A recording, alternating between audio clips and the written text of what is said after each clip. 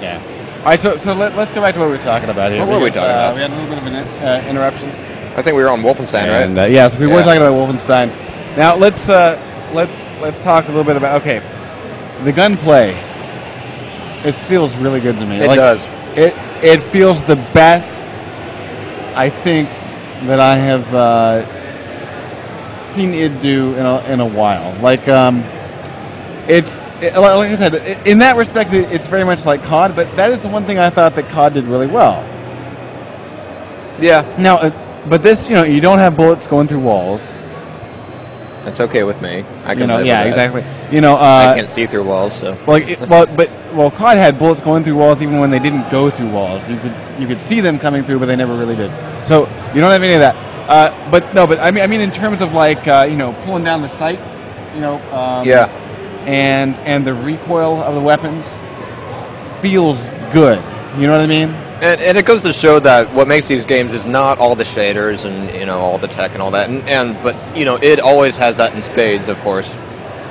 But that's not what makes the game. What makes the game is how it feels when you hit that mouse button, right? And you shoot somebody, and you're moving around, and how it feels when you jump, and how it feels when you're moving through the game, and how it feels when you're in combat.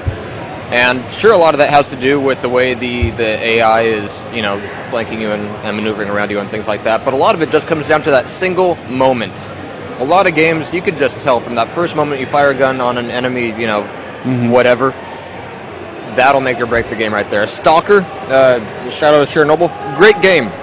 But when you shoot someone, you can't tell they hit them. Maybe they'll flinch. Maybe if it does that, random cycle on their animation frame, maybe you'll be able to get some feedback that you hit him. As awesome as the game is, that kills it. You can get a blood mod, which, gets you some blood puffs, but that does help out a bit. But yeah, Wolfenstein, from what we've seen at the demo, and by God, just like Enemy Territory, Quake Wars that put all the, Doom 3 can't do these kind of things, Wolfenstein, yet more proof. Exactly. Doom is powerful. Yeah, so that's right, guys. Remember where that game came from. Exactly. Now, I have to say, things that I'm most looking forward to, definitely a little bit more info about Brink, because so far all we know is that there's that short video. I haven't even seen that. Yeah, it's a trailer that came out at E3, where it was literally just the camera panning back from a person's eye, with blood running down the face. Now we did see a nice painting montage at the press conference, and you'll see that in the video, of course, blah blah blah.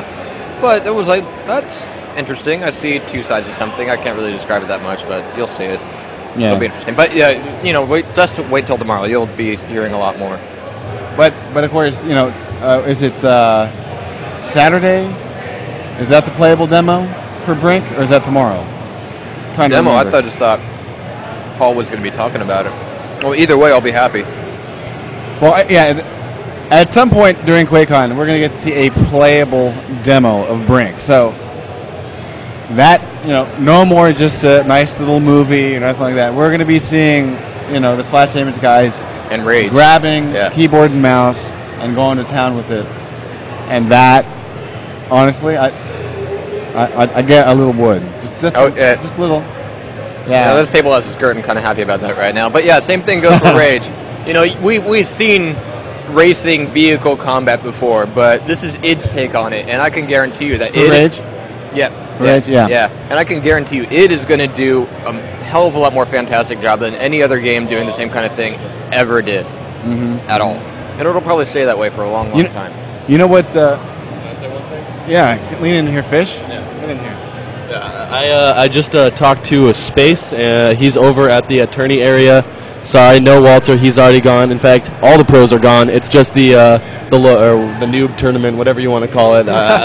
Open tournament. That's a more appropriate term. Yes, open tournament. So unless you want some randoms, sorry guys. I think we're gonna have to wait on the player interviews. Okay, that's fine. Not a problem. Because I have high hopes that we're going to be able to connect to a fucking server here. That would be nice. What connect attempt are we on? 168. We're almost halfway there. 9. All right. Yeah. Yeah, exactly. All right, hang on. Let me keep trying. All right.